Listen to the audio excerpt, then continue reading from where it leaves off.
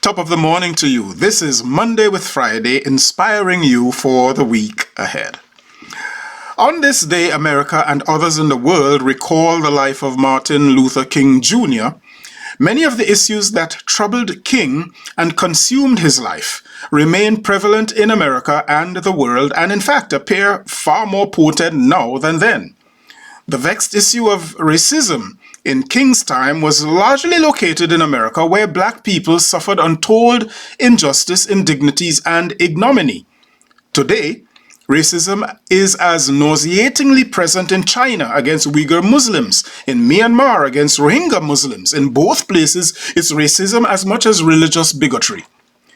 Tribal conflicts remain in several African nations. India's dehumanizing caste system keeps racism alive there. There remains a disquiet in Trinidad and Guyana between African and Indian descendants.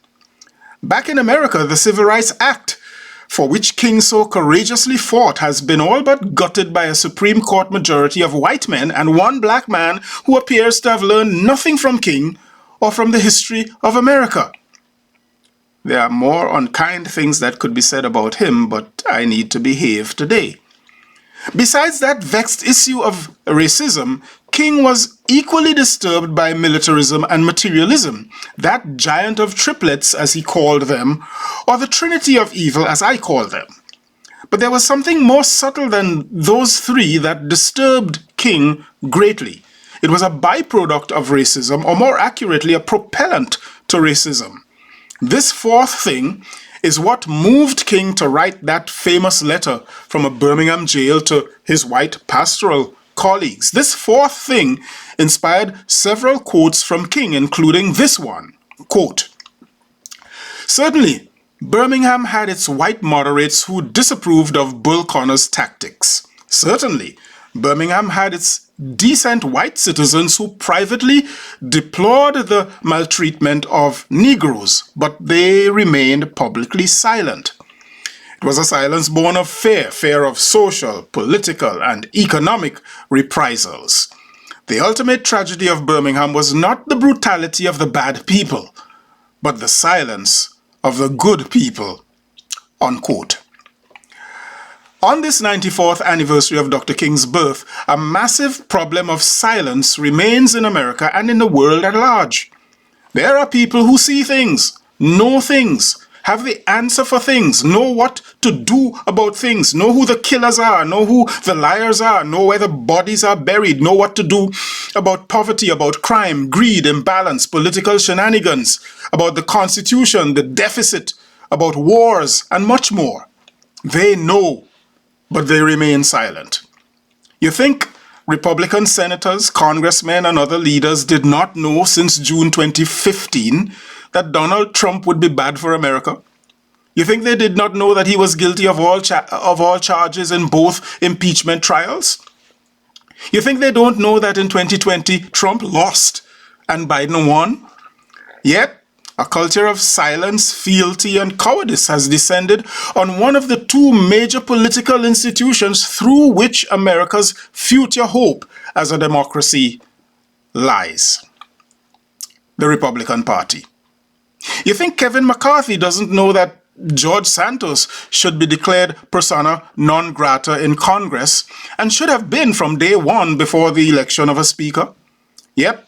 McCarthy talks and talks, saying many things, but is silent on the deception, dishonor, and dishonesty of one of his own, thereby endangering the institution and the nation. You think all the Republican leaders now saying it's time for Santos to resign didn't know that it was already time he did that since before the vote for Speaker? Their speech now is as vacuous as their silence then. You think down in Jamaica, for example, and other such countries, people in high places don't know who the tax absconders are, who the white-collar criminals are, and who the law-breaking politicians are? You think among the masses, people don't know who the killers are and where the guns are? You think among the clergy, some of whom suck up to politicians and sidle up to power, thereby muzzling their true prophetic power and calling all other kinds of nonsense prophecy, such clergy don't know the right words to say regardless of which honorable Tom, Dick, or Harry likes it or not? You think France doesn't know it completely broke Haiti? Still, not a mumbling word from France. You think America doesn't know it needs to return to Haiti $14 billion in today's value of gold America stole like a bandit from the Bank of Haiti one December afternoon in 1914? You think America doesn't know that after toppling Haiti's parliament at gunpoint and occupying Haiti for 19 miserable years, they left it in squalor and ghettoized, underdeveloped? On these things, America remains silent.